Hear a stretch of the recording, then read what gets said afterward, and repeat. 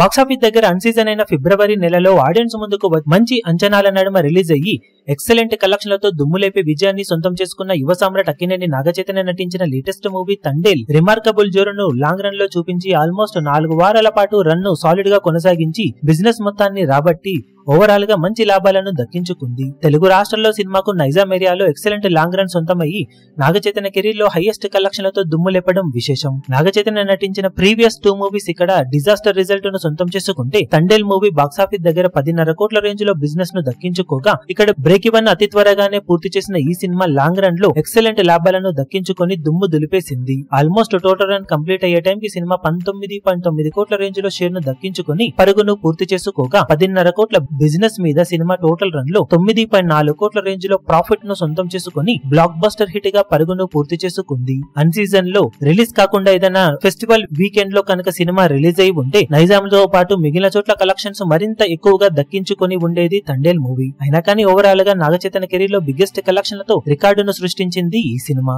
ఈ వీడియో మీకు నచ్చినట్లయితే లైక్ చేయండి, షేర్ చేయండి, ఛానల్ ను సబ్స్క్రైబ్ చేయడం మాత్రం మరవకండి. ఏ చిన్న అప్డేట్ ను మిస్ అవ్వకూడదు అనుకుంటే బెల్ ఐకాన్ ను ప్రెస్ చేయండి.